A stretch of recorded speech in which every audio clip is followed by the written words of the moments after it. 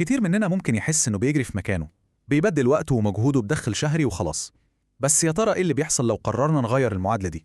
النهاردة بقى هنتكلم عن التحول الكبير ده، من مجرد شغل بيجيب فلوس لبناء أصل قيمته بتزيد مع الوقت وبيفضل يشتغل حتى لو إحنا بطلنا شغل. طيب، عشان نفهم الموضوع ده كويس خلينا نبدأ بتجربة بسيطة قوي. تجربة فكرية كده، لكن صدقوني بتكشف حاجات كتير قوي. هنسميها مع بعض سؤال الأسبوع الواحد. تخيلوا معايا كده لو أي حد فينا قرر فجأة يقف عن الشغل، مش شهر ولا سنة، لأ، أسبوع واحد بس. يا ترى إيه اللي ممكن يحصل للدخل بتاعه، للفلوس اللي بتدخله كل شهر؟ ممكن يبان سؤال بسيط، بس إجابته هي اللي بتحدد بالظبط إحنا واقفين فين. وللأسف الشديد الإجابة عند أغلبنا هتكون واضحة وصريحة: الدخل هيقف تماماً.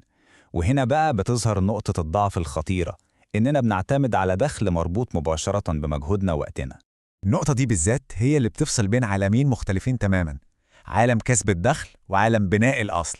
والتحول ده، النقلة من هنا لهنا، هي دي بالظبط بداية الطريق للحرية المالية الحقيقية. طيب جميل، كلام عن الأصول حلو قوي، بس يعني إيه أصلاً؟ وإزاي يعني حاجة زي دي ممكن تغير المعادلة تماماً؟ إزاي تنقلنا من فكرة المجهود اللي بيروح كل يوم لفكرة القيمة اللي بتتبني وبتكبر مع الوقت؟ بصوا، الموضوع أبسط مما نتخيل.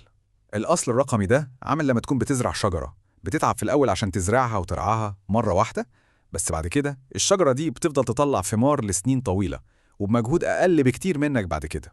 وعشان الصورة تبقى أوضح خلينا نشوف أمثلة حقيقية، أمثلة لأصول رقمية ناس كتير بتبنيها دلوقتي. بنتكلم عن حاجات زي قناة يوتيوب بتكبر مع الوقت، أو اسمك نفسه اللي بيتحول لبراند الناس بتثق فيه. ممكن يكون كورس رقمي عملته مرة واحدة وبيتباع لوحده، أو قائمة بريدية، أو حتى المحتوى التعليمي اللي بتقدمه وبيتراكم سنة ورا سنة.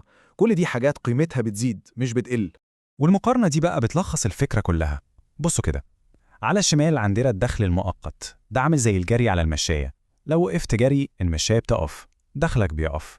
لكن على اليمين الأصل الرقمي، ده عامل زي ما تكون بتبني سلم. كل مجهود بتعمله هو درجة جديدة بتعليها، والنتيجة بتتراكم وتوصلك لفوق مع الوقت.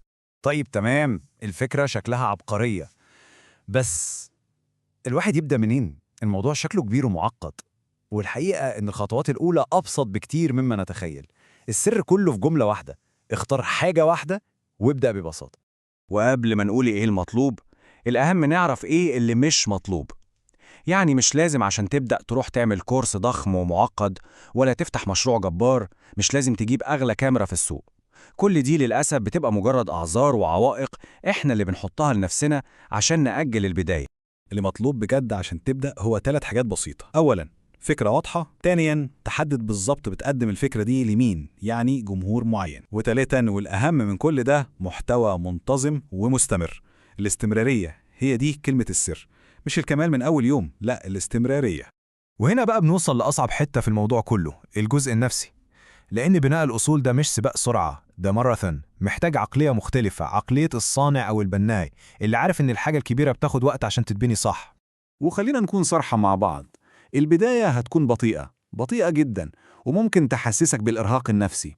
فكرة إنك بتبذل مجهود ومش شايف نتيجة فورية دي ممكن تكون محبطة لأي حد.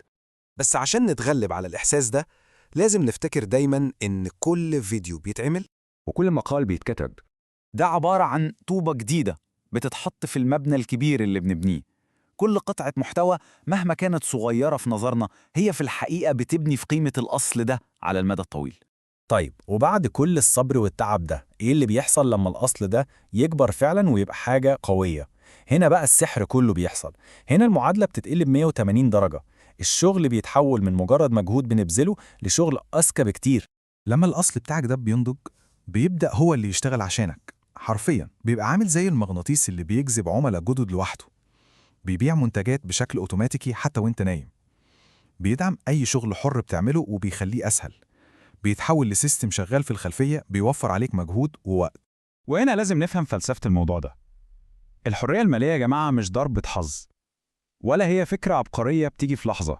لا، هي ببساطة شديدة تراكم بسيط فوق تراكم بسيط، بس على مدى فترة طويلة. هي دي المعادلة كلها. يعني في الآخر، الهدف مش إننا نشتغل ساعات أكتر، الهدف إننا نشتغل بذكاء أكتر.